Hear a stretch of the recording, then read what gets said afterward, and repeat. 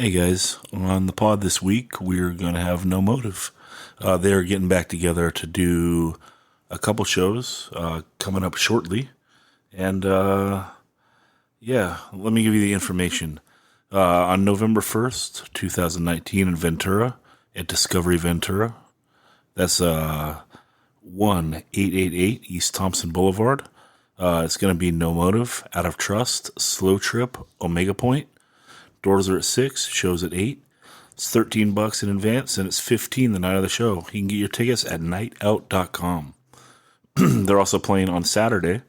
That's November 2nd, 2019 in Anaheim at Chain Reaction, 1652 West Lincoln Avenue, Anaheim, California, 92801. That's No Motiv, Modern Color, Slow Trip, and Omega Point. Doors at 7 p.m., shows at 7:30. Tickets are $10, and you can get your tickets through allages.com. If you want to support this podcast, please like, rate, review wherever you listen to podcasts. And also, please consider becoming a Patreon at patreon.com/185milessouth. You can also donate through PayPal, paypal.me/185milessouth. Thanks for the support. And on to No Motiv.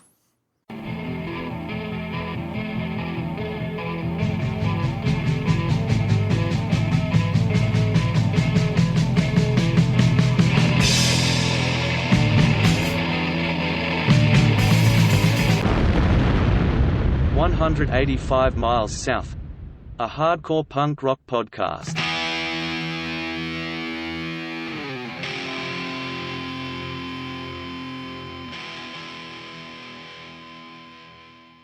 Yep.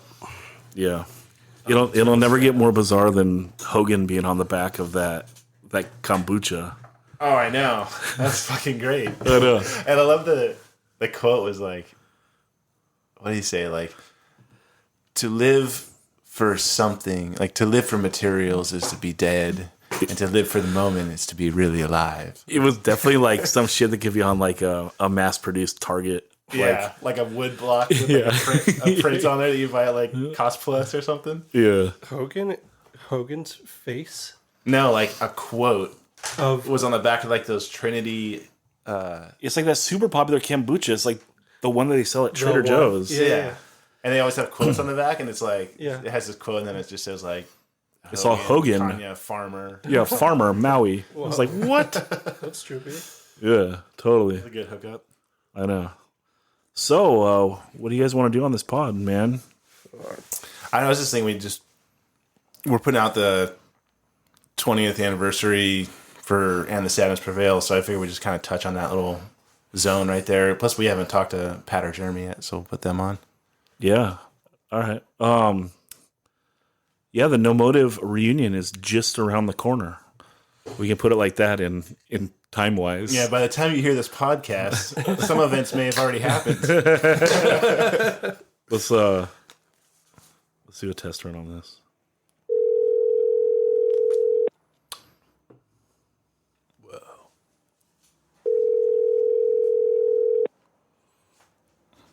He didn't pick up last time. I got bummed. Hello? Madball, Hey, what's up, dude? what up? You're on the podcast Oh, shit. What's up, man? with up, Madball? we got Roger and Max are here too. We're talking about No Motiv. Oh, nice. What's up, fellas? How's it going, man? Good, good. I thought you just want to say a little something about No Motiv and how up until '97 they were the greatest circle pit band in California. Most definitely. But yeah, just making sure this phone shit works because we're gonna call everyone. Oh, nice. Yeah, but you want to say something on No Motiv? How sick were they?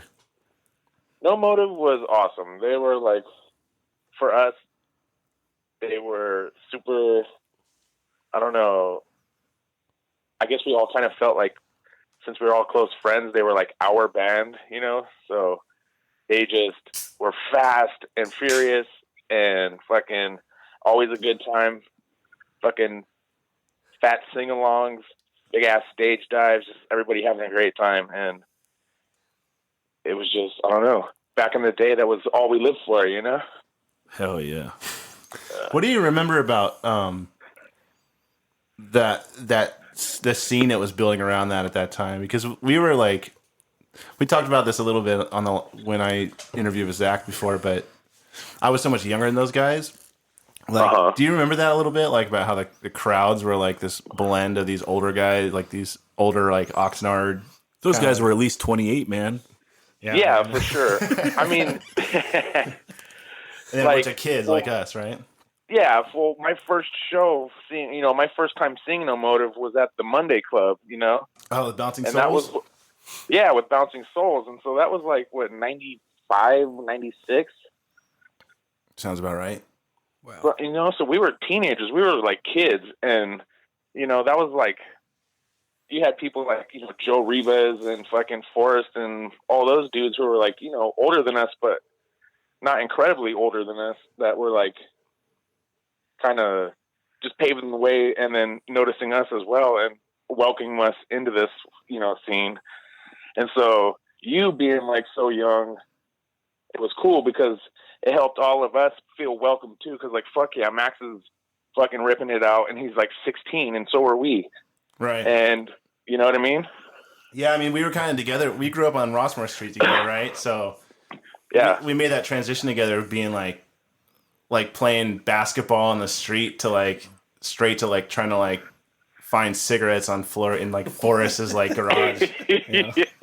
Just want to say they didn't have any trouble getting to know Adam. He was the big guy with the ponytail tied up that was going the wrong way in the pit. right at you.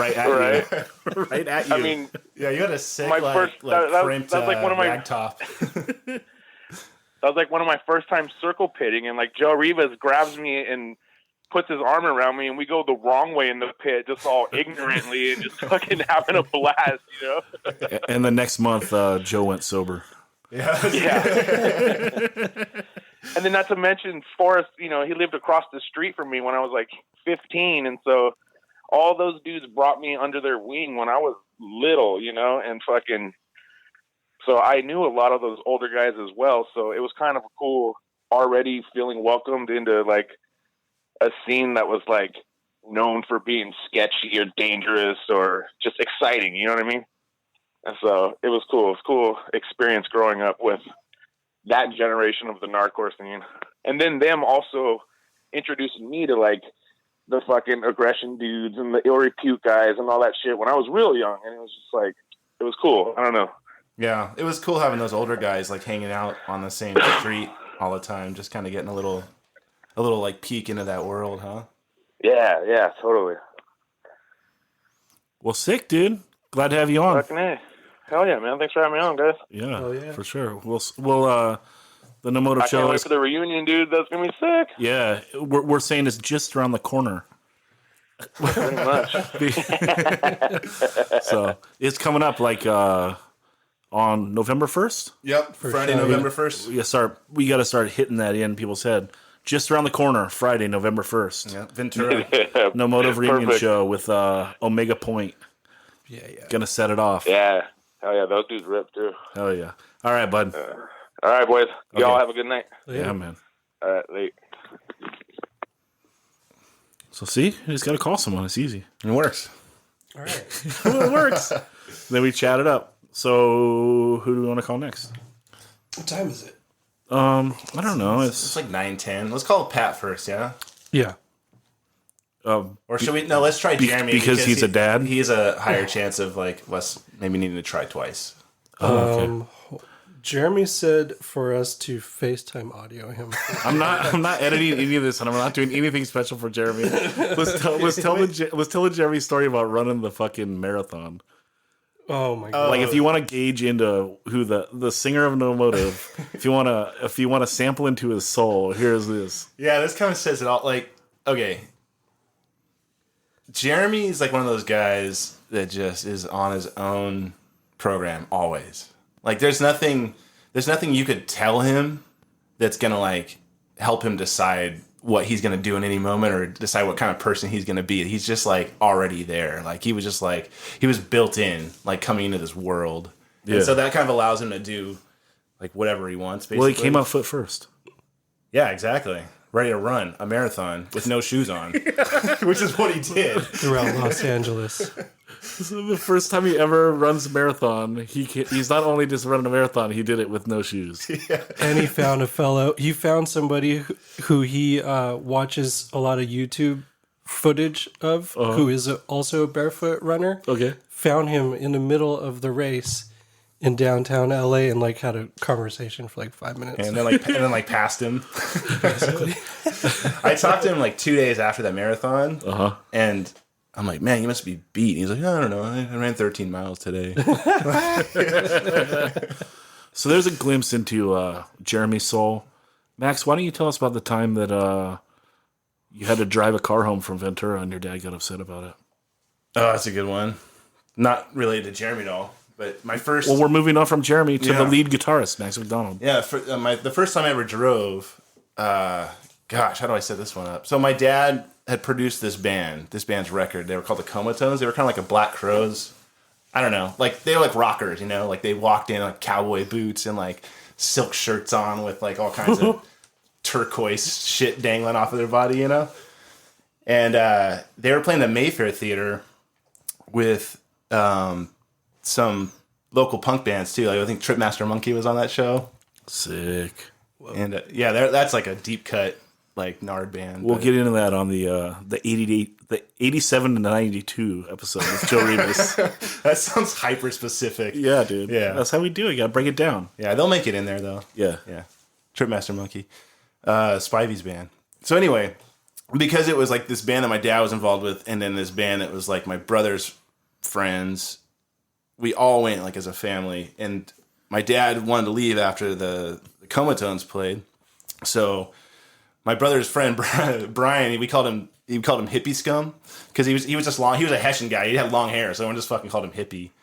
And he's like, "Hey, I want to split. Can you give Max a ride home?" And Brian's like, "Yeah, no problem, man, no problem. I got it." And like, I realized I just sounded like Ryan Fredette, but that's actually how Brian sounded too. They're like Brian was the Ryan of their crew. Like, little side note, like, he's the guy that, like, once they were in a bar and he ran out of the bathroom with toilet paper sticking out of his pants on fire, and he like just ran across the bar and jumped into the trash can at the end of the bar. So my dad tells this guy to give me a ride home, right? Yeah.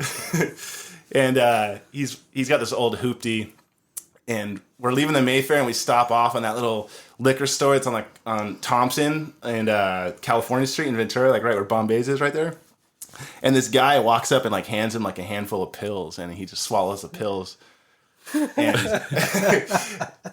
I was 12 at the time, so that was like beyond. I didn't know what was going on, you know. So we get to about like the end of Victoria and Channel Islands, which is about, I don't know, it's a couple of miles like to get down to the beach. And he goes, "Hey man, you want to drive?" And I'm like, "What?" And he was like, "Yeah, you would probably do a better job than I would right now anyway." So so I get in the car and I'm just like, you know, driving for the first time ever. And like the steering wheel is like all weird, you know, like it's one of those old cars where it's like you could turn the wheel like 90 degrees before it starts. It's not power steering. Anything. Yeah, it's just like, what do they call that? Like pinwheel steering or something? It's like the one that's not power. Yeah. Well, anyway, so so he's kind of keeping me steady. We get home, I run up the stairs. I'm so pumped. Oh, I got it. By the way, like at this time, my brother and him lived one block away from us, so like I could go like on my roof and see their house. So they're that close. So he drops me off. My dad's at home. He's smoking cigarettes in the chair in the living room, and I'm like, Dad, I got to drive home. It was so awesome. I'm like, Brian, let me drive home. My dad's like, What are you talking about? So he puts on his trench coat and grabs his gun, and he walks up. He like stomps over to their house, and then he like whips the gun out to like shoot Brian in his house. And my brother hears all this commotion. He's asleep in the other room, and he's like sleeping naked in the other room. So he has to run out, and he's like wrestling the gun out of my dad's hand naked. What? Yeah, and it was just like a whole like kerfuffle, you know. And but Brian survived. That's it. That's the end of the story. I don't really remember the follow up at all from that. It's like the next day, everyone like woke up like nothing happened, you know. Silver Strand. Was your dad cool with Brian after that? Yeah. I mean, you know, they're both Well, he didn't report him to the cops for the attempted murder, so they're... I'm sure he gave me a ride home like a week later after that. But did he let you drive? Yeah. Adventures in cars. Yeah. Here's another car story. You want to hear another car story real quick? Dude, I want to hear all the car stories. This is the request from Mike Mall about the how do I start? Okay, so I get this random call one day from Dave Brandon, No Motiv's original bass player. He was like, dude, I was surfing at the jetty and I left my laptop on the ground. Like, I took my laptop. Okay, I'm ready for this. This is a classic story. Yeah, it's a good one. So he's like, yeah, I left my I took my laptop off, so I was like, why did you leave your laptop on the ground? I just took it out because I was like taking stuff out of my car to get to my towel and whatever. And he's like, can you just go down there and see if it's still there? And so, jump in real quick. Dave Brandon is the first bass player in No Motive. Yeah. So it's a No Motive tie-in. Yeah, it's No Motive tie-in, for sure. So I was hanging out with Ryan Fredette and Mike Mall. Ryan Fredette from In Control and Mike Mall, who ended up going on tour with us for, like, in between JP and Albert. And we're all at the jetty, like, drinking beer, and I was like, dude, I'm like right here. Like, let's just... This is like, on Silver Strand Beach, there's a big parking lot at the jetty. So it's like one end of the beach has... Both ends of the beach have, like, a little parking lot. Probably, like, what, 20 cars? Yeah. A smaller parking lot. Like, in the summertime, you're never going to get a parking spot, but in the wintertime, there's, like, one car in there. Right. This was wintertime. So there were very few cars in there, which that'll become relevant later in the story.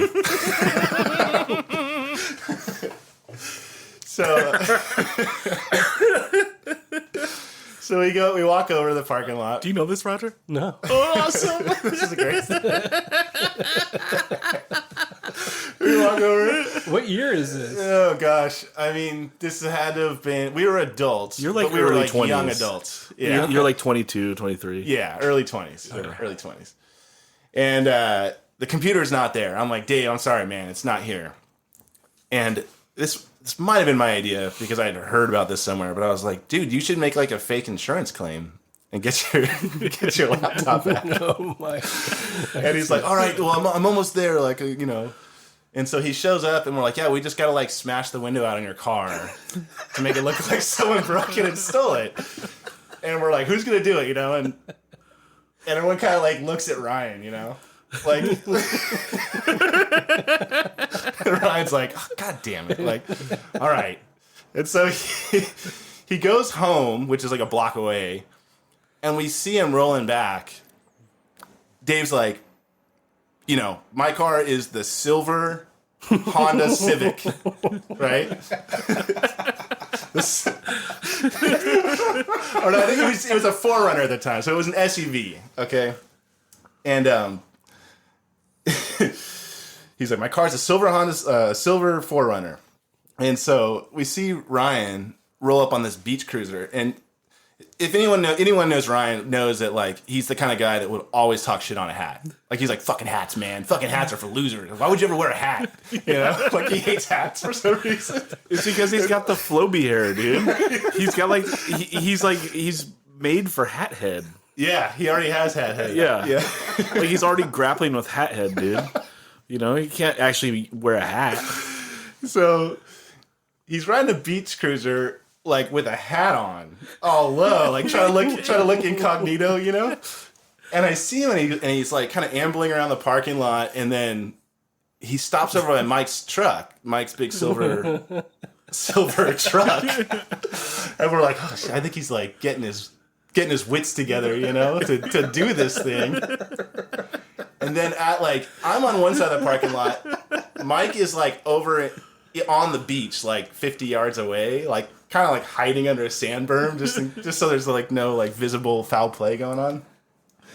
And we're all like wondering what he's doing over there.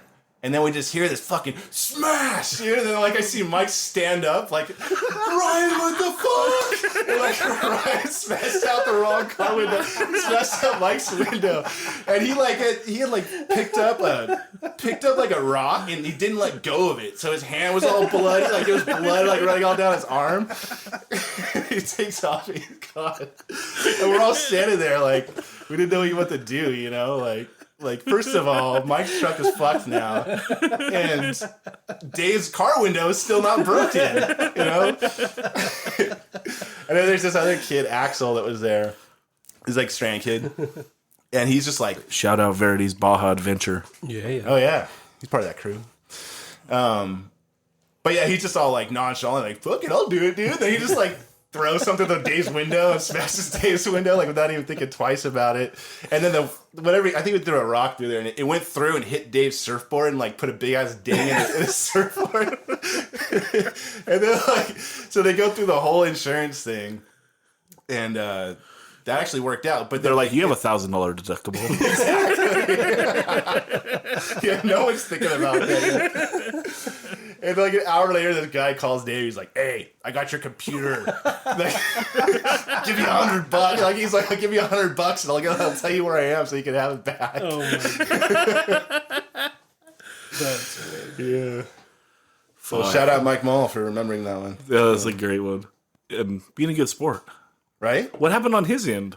He did the insurance claim because he actually did get vandalized, like legitimately.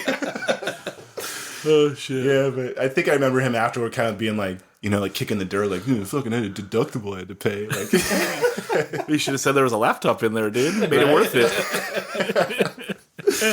yeah, that's good. Didn't you like lose a laptop and then we were gonna like drive into Mexico to get it? What was that? Whoa. Do you remember? It's like right when we started Somali and you like lost something. And you're like, I think I put my wife's laptop on top of the car and drove away, and then someone found it. yeah, But they had like cars that like run over it. It was like a hopeless yeah. mission. Did you go? I don't think so. We didn't go. Did We didn't go. Yeah. But we were like talking about it. I would have gone, dude. I know you would have been down. You're that kind of friend. I appreciate that about you, man. It made its way Hey. to Mexico? What? Like the laptop made its way to Mexico? Well, Like, the whoever guy found that it, picked like, it lived up lived there. Just in TJ. Okay, let's call our first person after the Mighty Madball. Our first no motive member. Do you want to just hook up your phone? Yeah. Here you go. Have thy cord. Too old school. What? Oh, well, we can Bluetooth you. Oh, tight. Yeah, dude. Technology. Didn't your dad meet the Pope? Oh, this is a good one too. See, dude, even when I don't do my homework, I'm coming prepared. Yeah, you're filling them gaps. How do you connect that shit? That's a good question. Go ahead, Matt. Do mine. I got Jeremy's number in there. Hold on. My phone. We gonna learn. I don't know. Is it not? Oh, here we go. Bluetooth on. Tight. Wait, but it paired to mine, I think. Are you Garth S? No, I think. big Here, mistake. I'm unpair that. You have to make it discoverable or whatever. Okay. Is it not now? Nothing. Ooh, would you like to pair a smartphone or tablet? Yes, we would. Once again, when we get to 100 Patreons, I will edit shit like this out. Oh, there it is. The big mistake. I had to ask you what that logo was the other day, so you should probably explain that to people. What? Whenever somebody asks you to do something on the pod and they haven't contributed, you just send them the Patreon logo. Yeah. It's like everyone's like, "Oh, you should have said this. You should have asked them that." It's just like no answer, just Patreon. Hit him with the Patreon. Yeah. So if you get that P from Zach, it's like a logo with a P on it. If you get that, it just means just donate. Pong, It's a terrible logo, don't you think? isn't it? It's Pong, isn't it? Is it? It It looks like it. It looks like Pong. Yeah, because it looks like a circle and a stick. Yeah. It doesn't look like a P. So, Yeah. Wild. Shall I try this? Yeah. Or do you want to talk about? no, we'll come back to the come back to the Pope. We'll fold it in when we hit another weird spot. Yeah. All right. Let's see.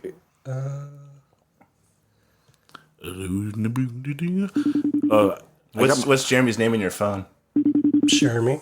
SHER. Yep. Jeremy. We can always go through. I got my squares program now too. This is fun. Ooh. That's sick.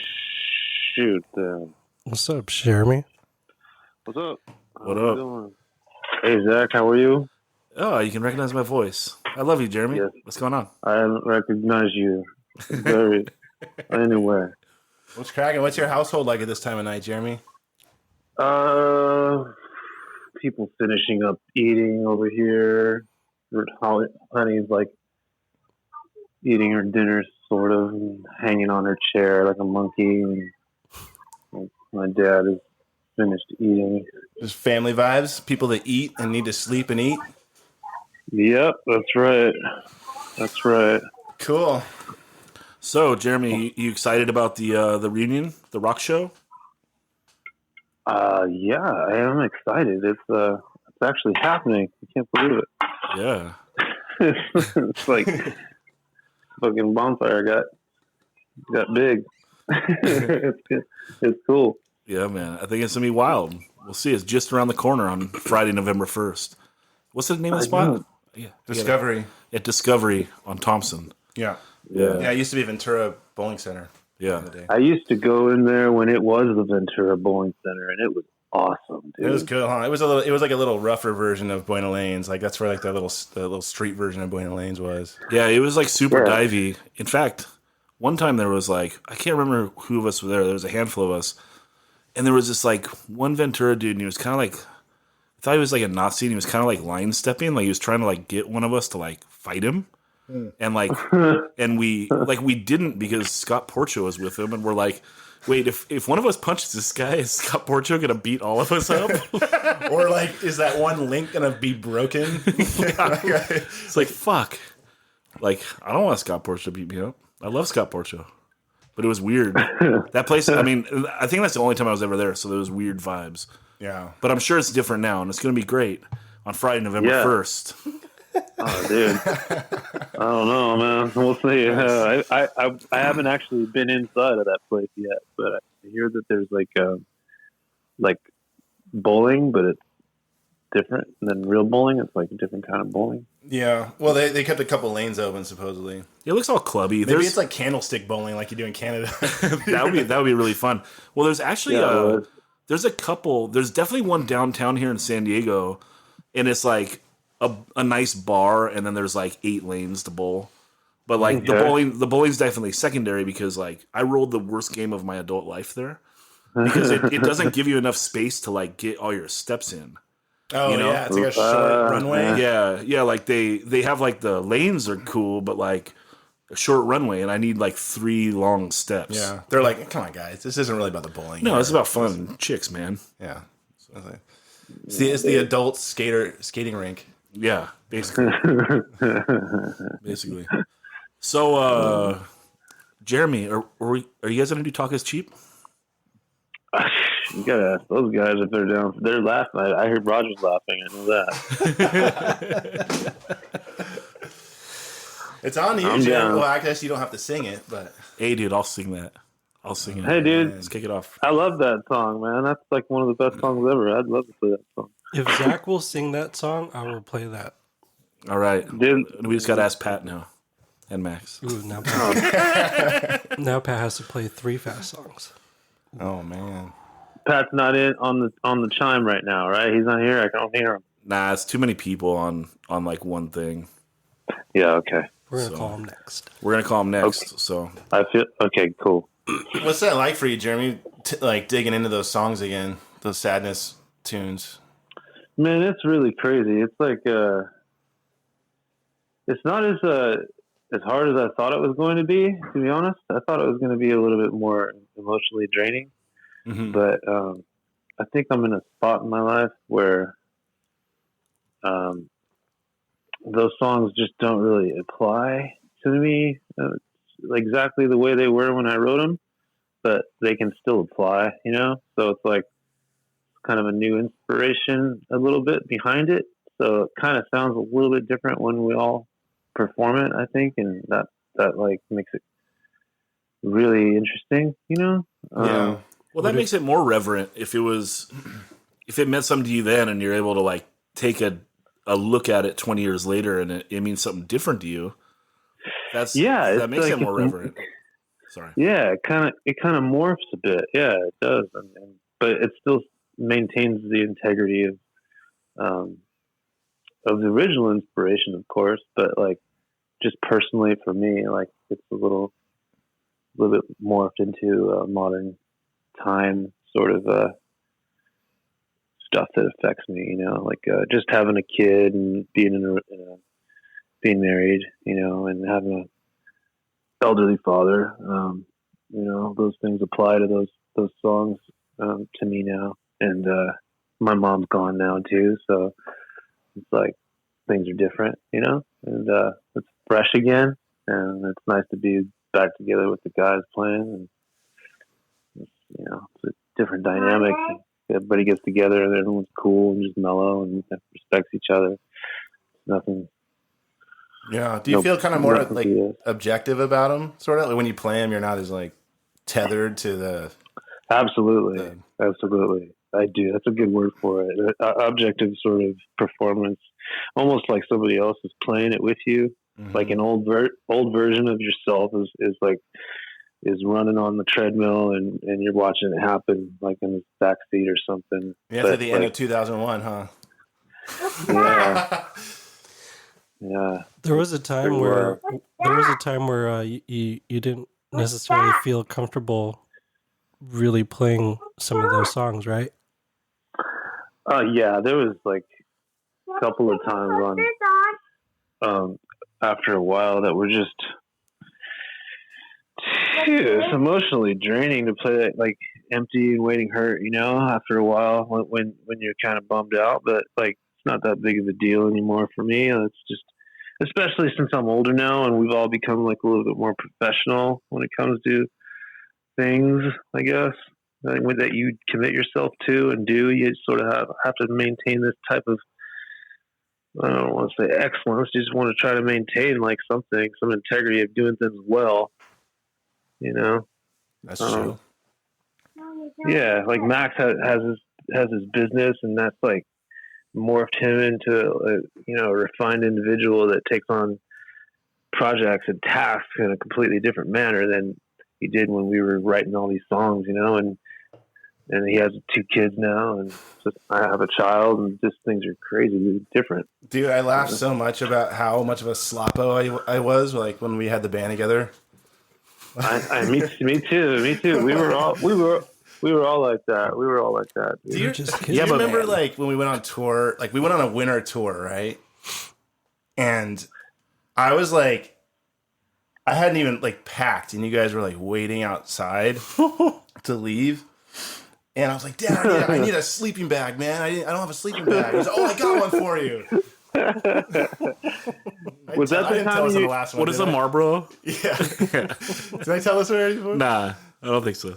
My dad's like, I got you covered, man. And he gives me the sleeping bag. I toss it in the van. You know, we're going to like freaking Saskatchewan in like January. You get on tour, you're all excited, and the van's like rolling down, you know, and then you start settling in after a while, like taking your stuff out of your bag. And so I go and I'm like, yeah, dude, I'm gonna go to sleep now and get all cozy. And I take this sleeping bag. It's got a Marlboro logo on the bag. And I'm like, oh, this cannot be good. And I go and it's like a sheet that goes up to my waist. It's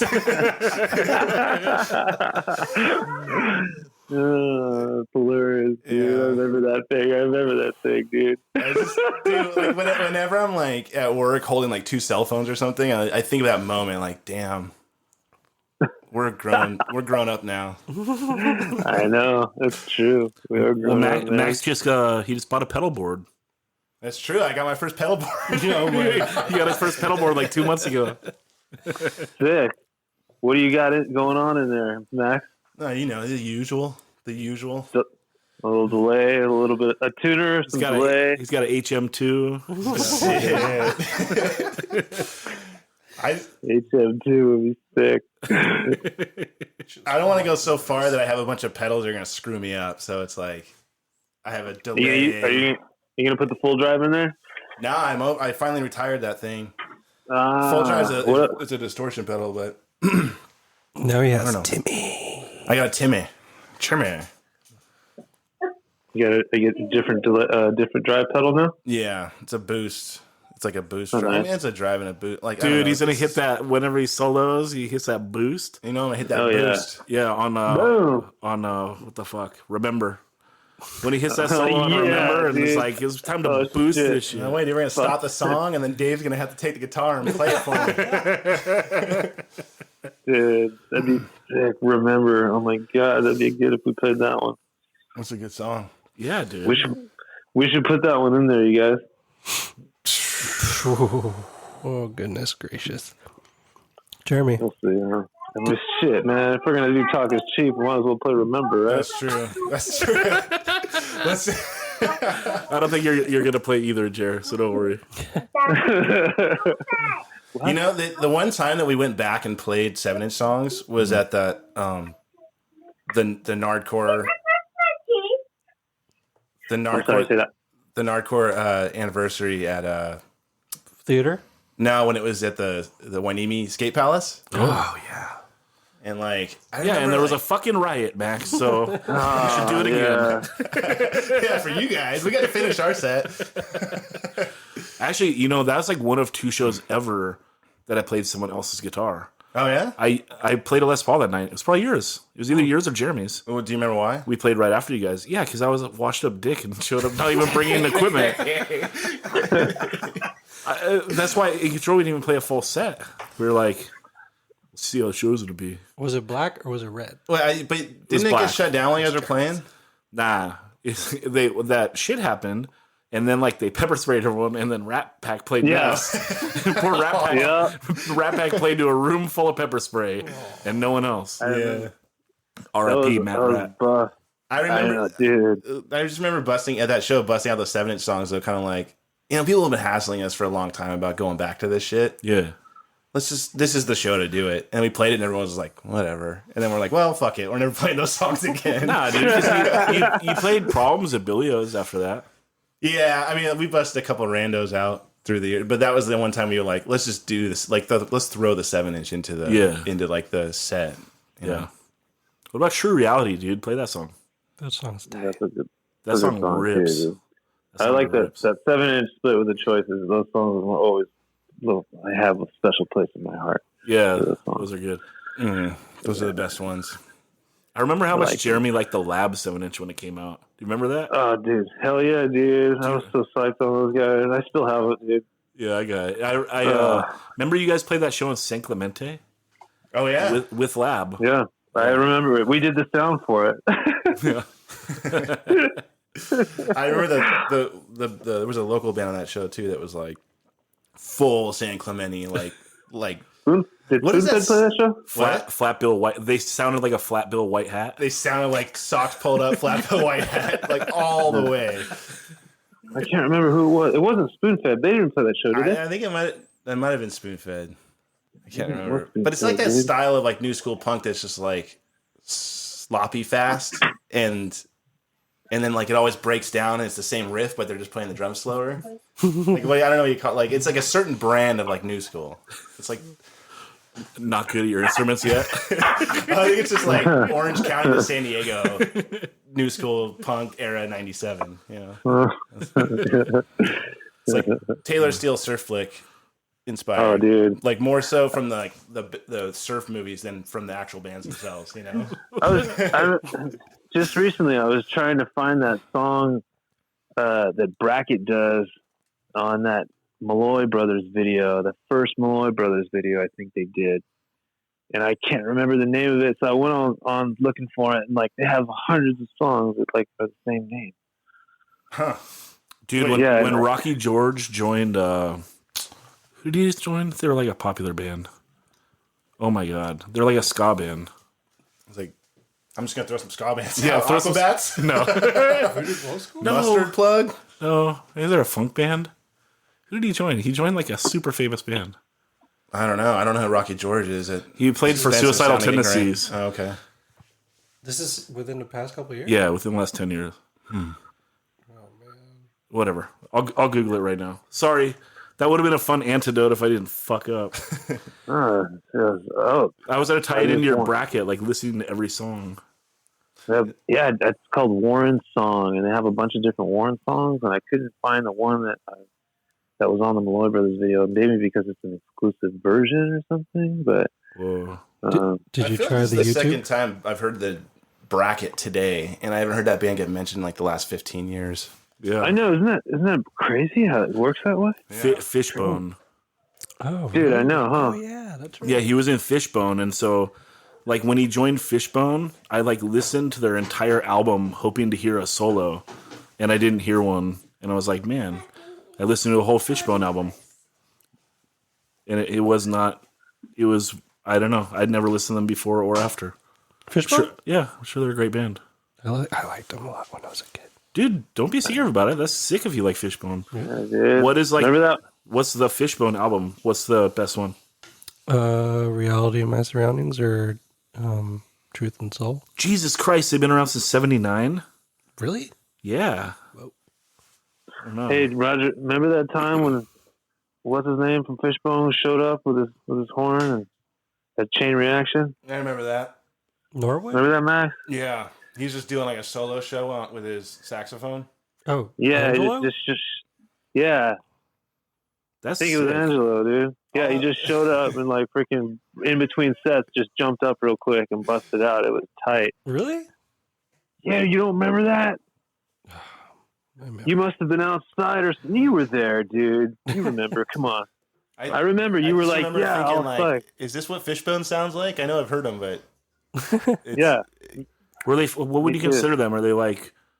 They were like contemporaries of like Red Hot Chili Peppers or something, right? Like they're funky. I think, yeah, they're pretty Funky? funky. Yeah, Yeah. they were like first a ska punk band, and then I think they got more of that modern kind of metal. They eventually got pretty metallic. Their first EP was 1985, and their first LP 86. The band's solid, dude. Yeah, but it says they've been around since '79. What? Wow. You know, I saw them at Warped Tour one year. They played over Pennywise, surprisingly. I think they like were the headliner in '96. They were I mean, at one point in time, they were a pretty huge band. Yeah. Yeah, that was my brother got me a Fishbone shirt when I was in grade school. I think he bought it at Wild Planet. It said "fuck racism," Mm-hmm. That's sick. and my parents let me wear it around. Yeah, because they're like, well, I support the message, not the Yeah, word. right? Man, I forgot about Wild Planet, dude. Hey, Jerry, you know what song I want to hear? Which one? Is that one on? I want to say it's on the second record, and he goes da da da da da da da da da da. Savior. That's Savior. That song fucking rips. I think we tried to play it last time we practiced, didn't we? Yeah, I'm down to play It it. actually it didn't sound too bad. Maybe we'll break it out. Dude, it hits so hard in the beginning, and then like the melodies are so nice. Like how they're like thank so you. nice, but then like toe dipping a little bit into that darkness, you know? Yeah, But right like on. not putting the whole foot in. I was trying to do that. Yeah, it's fucking beautiful. Vagrant didn't like that song very much Why? because I think it was it had like weird hardcore tinge, and they didn't. I don't think they Just really, the very beginning and the end, they right? didn't really get it. At You know, that point. it doesn't really have a chorus, which is cool. It's like kind of a verse and a bridge, and then a verse and a bridge. Yeah, it's not really a traditional style. The chorus Oh, is it's- pretty busy, huh? But it's It's sick awesome. because you start to bring in that tiny little lead. Yep. Dude, Yeah, that song is sick. Savior. so sick. Yeah, the freaking the bendy octave part that Max does is badass right there. That was my favorite part. I'm gonna Like ride on for a that. verse. I'm gonna ride for that whole song. All right, I'm into it. I'm down to play it. All right, dude. So we got. We got freaking Talk is Cheap. We yeah. got Remember. We got Remember, and now we got Savior. Intro. And Savior. Three added to the And list. True Reality. And a True fishbone Reality. cover. Fishbone cover and True Reality, dude. Oh yeah, and True Sick. Reality. Oh, dude. Hey, Friday night, November I 1st. It's gonna be fucking off the hook. Atho, why can't I fucking remember the name? Of Discovery, man. You the gotta place? Okay, discover that God name. damn it, dude. Wait, I got. Hey. Is that how that good. works? I always wondered how people did that. I programmed my buttons, and now it's like the hardest thing to like not be like that shit where it's like shock jock. like to be a shock jock or that fucking shit where it's like the vuvuzela, you know, you hear all the time. Yeah. But that Ring to Life one's good though, Shay.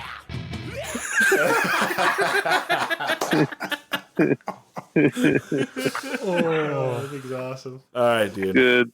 You got anything else to throw down on that show, Jer? Anything else you want to say? Yeah. Just it's gonna be good. I'm psyched. I'm already having fun. Thanks for calling. Thanks for the convo, and I'm psyched. You guys are into it. So, Hey, Jeremy. what's up, Raj? Do you have any recording of And the Sadness Prevails stories that maybe some of us don't know about? Ooh. You gotta have some hot take on that because you were doing vocals without us the whole time. I just when I think back of that whole thing, I just think I remember the smell of like Nag Champa every morning. Like Chad just always being a total goofball with his silly putty and like rolling it right there in front of the board, just rolling a silly putty and going. Dude, I always wondered what Chad was. So Chad Blimman was the engineer, right, on that record, and he was one of those guys you always wonder what he's thinking. Yeah, dude. Like, where did he come from, right? He was like this goth dude. Like, he had like a goth thing going on, right? Industrial. Yeah. Death rock. He's just...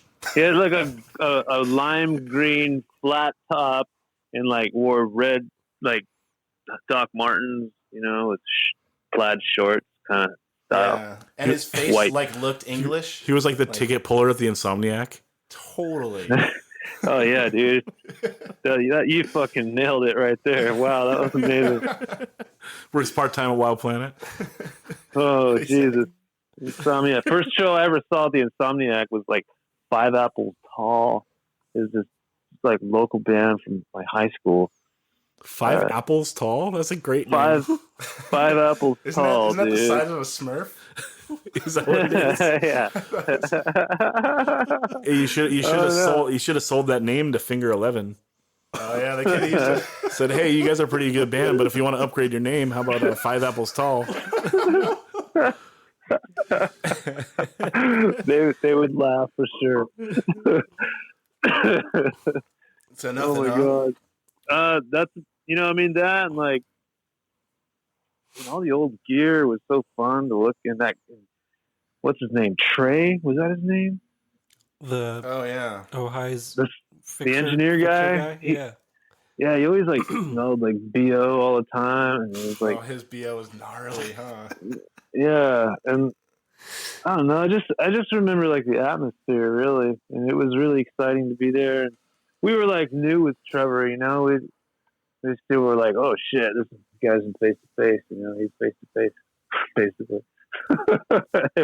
We were a little intimidated by that, but at the same time, we were like young kids with integrity that were, you know, tough to budge on, like, you know, production stuff. Like we were pretty solid with what we were doing, and he was cool with that. So,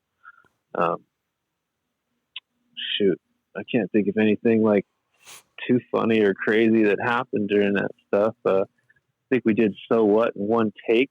I remember that. Nice. That's one take that you're hearing. So, what else is cool? Oh, when they went to mix the record, they went down to LA and they pumped the drums through these two big speakers, like stereo, in this giant room that Guns N' Roses used to practice in. And they like Shout out mic'd, Duff. yeah, they mic'd the speakers, so they like freaking mic'd the whole room and just shot the whole mix to the room, and then mic'd that, and then used that for the mix for reverb. It was pretty freaking cool. That's right. They're like, we're gonna have a big live room one way or the other, right? So they just like what do they call that, remiking or reamping or? I think so, something like that. Yeah. They had a lot of cool ideas and a lot of applications that we did, you know, like experimenting with mic placement and different types of mics and good vintage gear. But I really liked what Roger did. I think if we would have had the recording that we have now, I mean, it's cool to have them both just to have, you know, in retrospect. But that's right. Yeah. You know, that's something we should mention, huh, Jared? Like, we haven't even said that Roger remixed the record. Let's go into it with Jeremy when we let Jeremy go. Yeah? Yeah. Okay. Okay. Are you guys going to stand by right now? Now we're going to let you go. You're going to let me go? Okay, it was nice working with you guys. Hey, call us back. Call us back if you come up with a good story, Jeremy. But otherwise, we're letting you go, dude. Do you have a tour? Okay. Do you have I'm a just tour messing. story? I'm just messing with you. How about a tour story? Hey, Jeremy, what do you remember about the In Control van? Peeing in the bottom of that fucking hole when you're driving, and just hoping to God a rock doesn't come up and blast your dick off.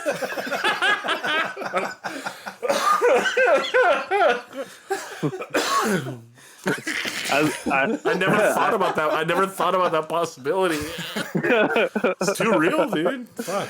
I think that scary. band has made it into every pod so far. Just imagine how many penises have gone in that hole, dude. Oh, dude. That was the hardest fucking softball that's ever been lobbed up for a joke that we're all missing because it's 2019. Exactly. No one's missing it. No one's saying it. I know. Fuck. I mean, who's safe to say? Melania Trump? That's like the only one he could have said. Right? No, people And even then we feel awkward. Oh. Yeah.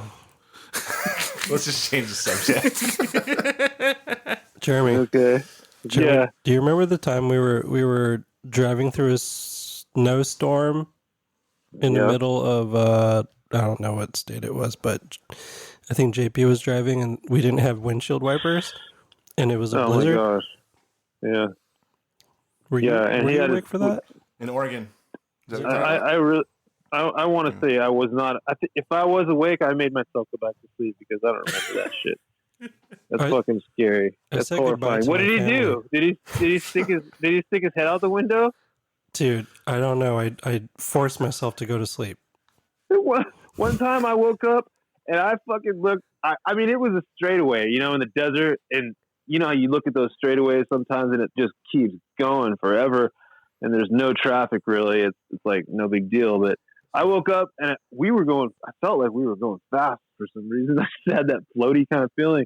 And I looked up and I looked at the speedometer. I shit you not, dude. It's going like 100 miles an hour. JT was driving 100 miles an hour with our trailer. And all of us crashed out, man. I was all, hey, dude, you got to slow down, JT. Psychopath. This is not even funny, dude. The fact that we're even He's like- alive is crazy. He's like, Jeremy, I can do this. Yeah. Yeah, can the wheels? Yeah. That's my absolute favorite part of tour, is being out in the middle of the desert when like you get to see that stretch and there's no cars. It's like, Yeah, dude. It's a nice feeling. Like when you finally like actually break out of your town and you're on tour and you're like away from it all and you see the desert and you just get that, oh, okay, here we go. We're gonna fucking go shred. This is gonna be good.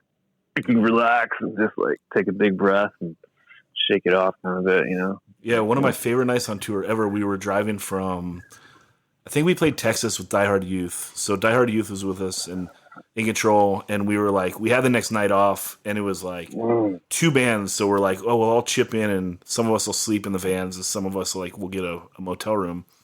And the reason why we wanted to get a room because the first bum fights had just come out on VHS, and we're like, we got to get a room somewhere that has a VCR so we watch bum fights. And it was like the best night off ever. Like 20 dudes packed into a fucking room watching bum fights, like eating fucking Taco Bell. It was like a perfect day because it was like those long desert drives, just like you were talking about. The weather was beautiful, and then it's like fucking cap it off with bum fights and some fucking high life. Oh hell yeah! There you go, dude. Just to take that nice clean experience and fucking turn it up. Yeah, man. You always had a keen eye too when you were in the van, Jared. You always saw funny stuff. Like Yeah. I remember one time you saying you saw a bullfrog that was like 2 feet Dude, wide. no, I'm telling you, that's real. That shit's real. That was real, man. What about It the was real. chupacabra? The dead demon, dude. That was a dead demon we saw. Where do you see the bullfrog though? When the bullfrog was in Florida, it was like I want to say the west coast of the Panhandle area. Where it's all like mangrove just for miles. Yeah, it was on the side of the interstate. It was a giant red toad, dude, and it had like, it was fucking huge. It was seriously like I'm trying to imagine, like a watermelon, dude. That's how big it was. That's giant. So I seen one. I was driving back from Texas with AH, and we were in like eastern Arizona or maybe western New Mexico, and we saw a giant frog. It was the biggest frog I've ever seen. We heard it first because like the ribbiting is like real. It's like it's like some big fucking nut having frog. Yeah, you know? scary kind of. And I'd say it was about the size of a baseball hat. That's legit. Not a watermelon, but It's a big frog. it was a big ass frog. What about what about the Native American in the middle of the night? Dude, that was so crazy, dude. Oh my god, that was the craziest thing I've ever seen in my life. Still, all right, so we're driving in the middle of nowhere, dude. Up like in Canada on the way from. God, we were like going. I don't know if we were going from Vancouver across to like Saskatchewan or something. We were in the Rockies, We were in the Rockies. Yep. It was fucking far. It was 4 a.m. in the morning. Nothing. Nothing for miles, dude. Just a highway in like snow, like light snow all over this flat area that you could sort of imagine spawning out of the headlight zone, you know? So we're driving on the road. Roger, you're sitting shotgun, right? Yep. Okay, dude. We're driving, and we look on the side of the road. There's a guy. He's a Native American. He's got long black hair, a black leather jacket on, And chaps. and like black chaps. And he's standing in the bushes, looking at us as we're driving by with like absolutely, just no expression at all. He was In the middle of the night. You know, that was just some like biker who ran out of gas. He's like, "Oh, finally, this is the first car I've seen in 9 hours." Probably. Just drove by. No, that was it. We were a little creeped out by it. It was cold out there, dude. So you just blew past him on the freeway? Like how fast? We weren't blowing past him. We was like driving normal. yeah. He didn't slow down and like It was check a it out, twisty though, right? road, right? No way. What about that time we were up by Lake Superior, man? Remember that one? When we were driving by Lake Superior and everyone was asleep and we all woke up at the same time, like having nightmares. Oh yeah, because we were like it was the entire place was haunted, right? Yeah, You had a we group pulled nightmare? Group nightmares. It was a group nightmare, dude. Legit. and everybody felt really off, real off. Yeah, like it wasn't right, and there was this fog everywhere too, all over the place. It was weird, man. We pulled into this hotel, little motel, and we were gonna stay there. And we're like, "Nah, dude, let's get the fuck out of here." We pulled out of there. Keep it moving. We just kept going, you know. Yeah. I think full disclosure, I think that was the stupid tour that we were shit. doing like ghost hunting on. I think we Yeah, were. that's I think we right. were. We had like Yeah. a book of haunted places across the country. We were, Scary Stories Part 3. Wait, Yeah, we like search it out and like don't really get it, but then like it comes to us or something. I don't know. But when we hit that place in the cornfields at church, that was weird. was it Motiv when we tried to sleep in a road, like a rest area, and it was, in Nebraska. It was the middle. It was probably late spring, early summer, so it wasn't comfortable. It was hot, and I swear to God, we heard This was the somebody craziest thing ever. moaning. Yeah. Imagine that outside, like your window, literally outside your window, trying to sleep on the bench seat, and you just hear that like moaning. And there were no other cars in that parking lot. No. Right? Nothing, dude. There was nothing out there, dude. And then we woke Maybe up. maybe next some morning. dude like fell over or drunk or something for a while and slept there. And I'm thinking back on it, it's possible that happened. But we did wake up the next morning and there was like a whole plaque about it being it used to be like a There's a huge Indian burial massacre. ground or something like that. there was a giant massacre, dude. There was a bunch of natives that were like slaughtered there. Ghosts like Yeah. us. Dude, That that was was just nuts. two Nebraskans having fun, rolling in the hay, getting some booty. Do you remember the truck stop Probably. scene and something about Mary? It all sounds so tame, but man, when it was happening, it freaked the hell out of me. No, it's just that is not subtle at all. I've told this story like a couple times on the air, and it's not even a good story. But we stayed at this house in like Western New York, and it was like on this old farm that was like kind of abandoned, and the house was like on a lean. And so like when you had to go upstairs to use the restroom and walk down this long hall, and the fucking hallway was like on a tilt. And it's like stuck in my head, and like it's like I could almost have nightmares about it still because it's so subtle. And like none of us talked about it until like the next day when we left. We're like, "Did you guys have to go take a piss last night?" Yeah. Dude, was that house fucked up or what? Yeah. And it's like I feel like because we didn't hash it out while we were in the house, it's like maintained its scariness in my brain. Yeah. You know? Yeah. So that's totally how they like shoot creepy movies too, right? Like if something's about to happen, like things are kind of off kilter a little and sort of weird. it was just so weird because it was nothing like, I don't know. It just kind of gives you the creeps. Anyway. Yeah, dude, it is creepy. It wasn't if I heard that in that house, dude, I would have just fucking shot myself. No, Have you ever I been? can't deal with it. Remember the 13th floor on the Rock and Roll Ramada in Detroit? You guys ever bust that place out? Did we stay at the Ramada? No. Nah, this place it's super cheap. Like that's the greatest thing about the Rock and Roll Ramada in Detroit. It's like it's not that expensive to stay there, and the place is freaking awesome. That rules. The 13th floor, like I guess, is totally condemned, and you go in there, you can see bolt holes and shit, and like there's all kinds of there's like a mob hit there or something. I don't know, but. It was a perfect setup, right? Because they just had doors that were chained, but you could still open them enough to like go into the floor. Yeah. Whoa. Remember that, Max? Who was with us, dude? We lost about half of. Yeah. We had a whole shitload of people at those doors, and by the time we got through those doors, we turned around. There was like 5 of us or something. Everybody split. Did we stay there? I had a Zippo lighter for a light. We just went down in there and just checked it out. It was creepy. Yeah. Oh, we stayed there. We stay there too. With RX and Fairway? Yeah. Yeah. The place was creepy. Or what about the bottom of the rave when we hiked down into that freaking pool? Remember that thing down below the rave in the Masonic Milwaukee? Lodge? Yeah, that place. In Milwaukee?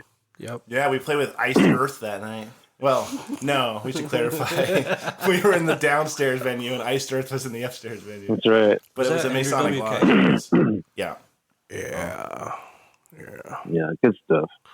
That was that time we almost freaking got in a fight with security because they got Albert's girlfriend from there in a headlock or something. Yeah, I remember that. Remember that? Do you remember that shit? I was packing a switchblade, dude. I might have gone to St. Bonaventure. I'm still from Nard. Fuck yeah. Dude, man, you know, that's all I had, really, protection. So, Fuck, but, yeah. Yeah, I don't remember what happened from it. I just remember we took a stand against security, and we were like, you guys are fucked up. We're going to tell our friends not to play here. Fuck you guys. And they started banding together, like, hey, these kids are getting rough. Like, so then it was like all these guys in black collared polo shorts that were faded. Yeah, like beefcake security guard guys. Yeah. Milwaukee. I just remember them telling us we can never come back there again. But Yeah. how are they going to remember? That's what we said. So we finally get to say it right now. It's good. I like it. Oh. So fuck that place. They're probably long gone, but whatever. Yeah, but you know who's not sorry is the staff at Discovery. And on Friday night, November 1st, No Motiv's going to hit the stage. They're going to rock it. Yeah. All right. That's what it's all about, right? And Thanks, Zach. There is a second show. Oh, yeah. Day. But is Out of Trust going to play both shows? They are not going to play both shows. Well, that's some shit, because Out of Trust rules. And they are Oh, man. playing on November 1st Where at? at Discovery. What night of the week is that? That's a Friday night. Fuck yeah, I'll be there. I'll be there. All right. I'm looking forward to it. And then night 2, Chain Reaction. Yep. So that would be Saturday night, November 2nd. Chain Reaction, No Motive, and... Modern Color and Slow Trip. Oh, so Slow Trip is playing both shows. Yes. Fucking hell yeah. Yeah. Modern Color, you said? Yep. So sure. Wow. It's a good band name. And Omega Point too, right? They're playing on the 1st. They're playing on the 1st. We're currently trying to sort out the logistics of the second show. And hopefully by the time this podcast airs, it will all be made public. Yeah. Sick. Well, if not, we're fucked. So.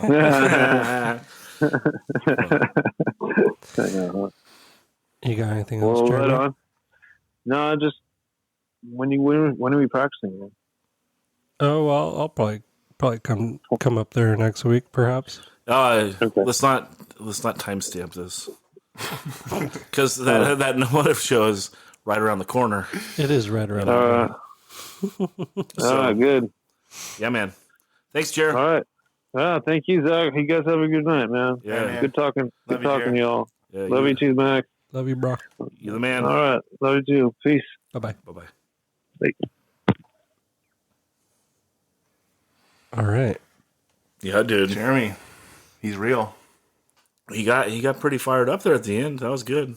Totally. You know, it's like if Jeremy gets in a lull, dude, bring up that fucking bullfrog and he's fucking back in the game. He's like an old Model T, you know? It's like takes a while to crank him up, and once he gets going, he's ready to go. Fucking a bump and 2 shots of Jaeger right there. Just bring up the bullfrog. What about the chupacabra? Dude. Maybe that was too real for him to go into. He's like, I don't want to go The chupacabra? there. Yeah. Oh, it was... You saw that. Weren't you sitting shocked? Oh. I don't know. It looked like a giant pile of shit on the side of the road. Like roadkill, or like there was something unique about it? I don't know, man. Yeah. It was a unique ass big pile of shit on the side of the road, man. Particularly mangled.